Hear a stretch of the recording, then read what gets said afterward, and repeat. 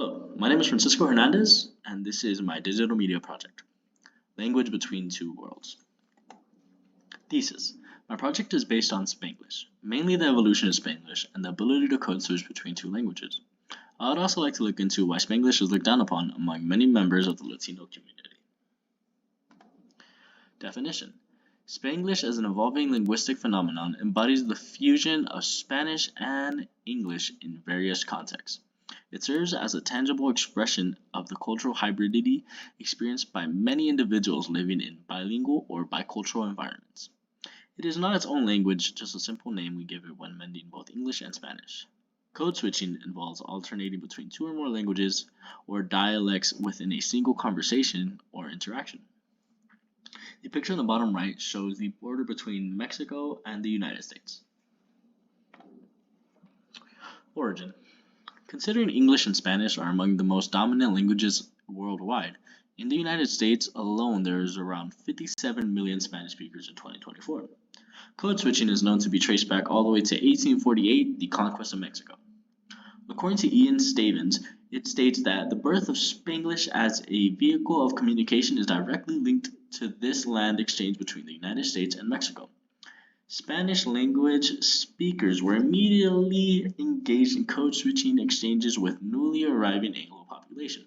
Stavins is stating that due to the treaty Mexico signed with the United States, they handed over 200,000 Spanish speaking tribes, which were colonized and forced to engage in code switching to communicate. In the bottom right corner, it shows a map of the territories that were handed over to the U.S. From Mexico. In green, they are highlighted. Spanglish as a literacy tool. An article I found that helped me with the understanding of the potential role of Spanglish and code switching was written by Ramon Antonio Martinez. It was an article based on research conducted of 6th graders and middle schoolers in East LA. Ramon Martinez states, I also frequently observed students shifting styles and registers, and using various language varieties including Chicana English, Standard American English, regional variety of Mexican and Central American Spanish.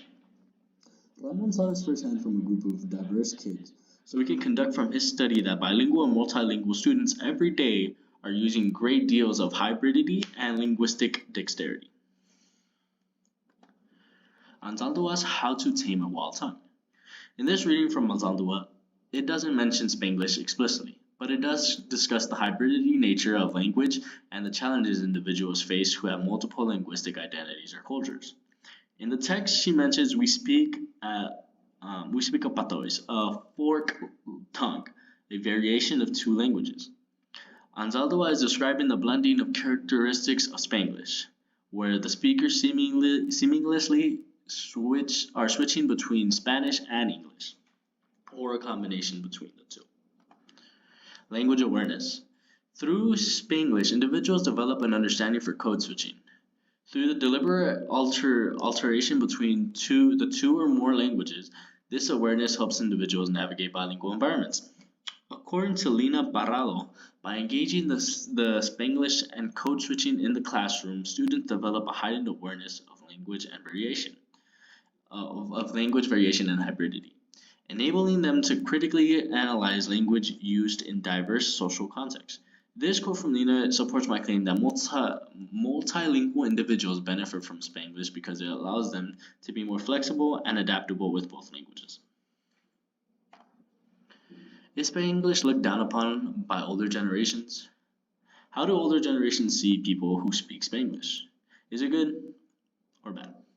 According to Cecilia Alcala, many people feel like this Puerto Rican journalist who felt that Spanglish was the deterioration of Spanish in Puerto Rico under the onslaught of English words.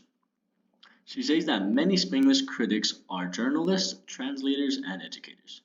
Many language purists see it as English language invasion of Spanish, as a language war, or as a threat to both languages. The purists view people who speak Spanglish as too ignorant to understand both languages, illiterate, and uneducated. In conclusion, I believe Spanglish is looked down upon because by older generations because younger generations use of Spanglish may be seen by older members of the Latino community as a break of traditional values and conventions since they may have greater ties to the cultural and linguistic history.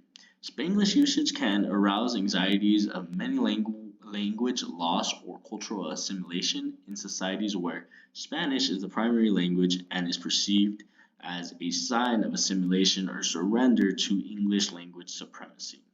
Instead of thinking of it as a loss of culture, we can look at Spanglish and code switching as a sign of expression among the new generation of Spanish speakers. And this is works cited. Thank you so much for hearing my digital media project, and I hope you have a great day.